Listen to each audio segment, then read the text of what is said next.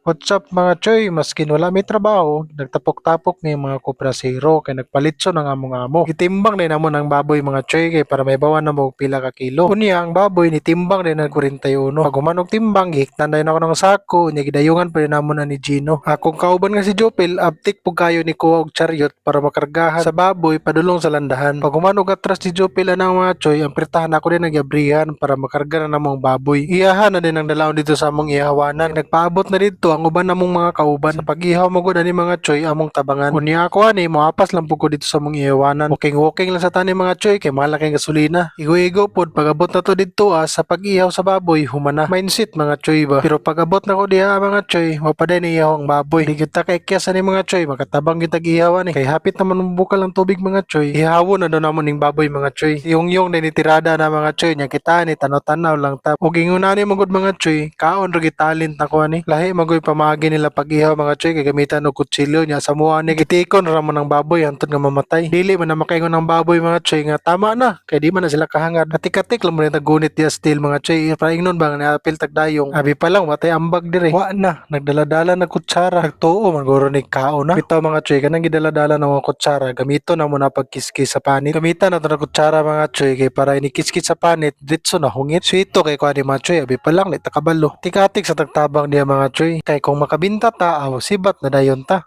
Awara, ni pasi na at ikatik og daladalag baldi. Gipanggutoman mi mga choy, naglungag ni nagkanon si Jupil kaya nga tayo og lumo ani among isugba. Natingala po ko ni mga choy ba, namalit og lamas si Papa. Unya, iyang giapilan og syuktong, di ba kani makahubog ni among litson mga choy ba, nga na may syuktong. Unya, ang nitirada diyan sa mong sugba-sugba si Boss Junpyo. Magatik-atik na putagtabang niya kay nakahiring naman nga na ni sinugba. Awara, abti kay nakaduol kay kao na. Automatic, di kita mapaluya-luya basta kao na. Ambot bitaw mga choy, lami kining atay nga sinugba. Tuslo lang nimo na sa toyo kumbate na. Perte ng lami Pero kung dili gani na halang imong sawsawan mga choy, para nako kulang pa ang kalami. Mas mulami gina siya mga choy pag naisili. Kunya ang nakalami lang po din sa mong lugar mga choy kay maglingi-lingi lang gani nga sa daplin. Kita nakagsili diya. Pusa na dahil nato na diya. Sa una mga choy, dili jud ko ana din yung halang. Kay para nako unsa gud tayo sa lani atong baba para halangan. Mao na nga talawan kay kuan ng halang nga sudan. Kunya ang kalami pud sa sudan mga choy, dili na ko matagamtaman kung halang. Pero kay nakasawa man kog hilig og sili. Mura na pugog nawakwak og sili ani. Kaloy sa Ginoo mga choy. Siya na po'y moreklamo kung ako'y makasili kay pretty gid ang halanga. Salamat day ko sa among amo mga choy. Kaunaw na siya og palitson. Maligi pa ambitan na niya ang baboy mga choy. Bayaran na mo ang baboy og buo. Unya bahinon dayon na mo sa grupo. Dako mong gud mi og masiba ni mga choy. Ug mopalit ka karon og litson baboy sa net market tag 750 ang kilo. Samantala ni mga choy, makabayad ra mi og 950 kada tao. Unya ang estimate naman ni nga bahinon mga choy tag 2 mi ka kilo. So lamang kayo. Mahulog ra og tag 400 plus ang kilo. Ug human sa 2 ka oras kapin mga choy, ang among gilitson pula na kayo. Pero noon sa ni pagkaunsa mga choy nga apil man ang naglitson pula-pula na. Kay di ay mga choy nakainom na sila. Kato dayong syukto nga gipalit ni Papa, dili dayto para sa litson, para dayto sa tiglitson mga choy. Pagkaluto sa litson mga choy, ila sa din ang gikagis-kagisan. Gichap-chap dayon na sa kong kauban para dili mi maglisod pagsulod sa timbangan. Sulbad gid among panud-anan ni mga choy. Inigting bayad lang ani, di ba kami ma-short? Ang amo lang gid ani mga choy, ang among pamilya dili mapasmo. Tungod sa kamahal sa mga palaliton karon, ang among mga agi igo-igo ra gid pangkaon ug sa among mga panginahanglanon. Diri ra ko taman mga choy, that's all for today. Padayon ra ta permi.